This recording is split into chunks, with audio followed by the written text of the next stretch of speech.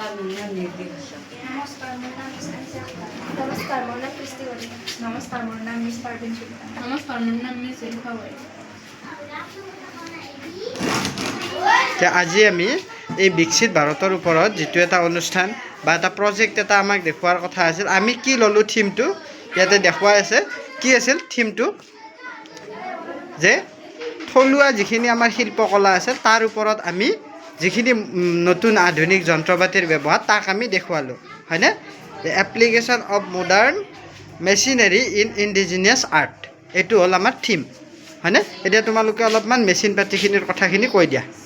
ভাৰতবৰ্ষৰ থলুৱা শিল্পকলা হ'ল কাঠ শিল্প অথবা কাঠ মিস্ত্ৰীসকলে পৰম্পৰাগত সঁজুলিৰে কৰা কামসমূহ বৰ্তমান আধুনিক প্ৰযুক্তিৰ জৰিয়তে এই শিল্পটো ব্যৱসায়িক ক্ষেত্ৰত অধিক আগবঢ়ায় ইয়াৰ ক্ষেত্ৰত ভাৰতবৰ্ষৰ নৱ আঁচনি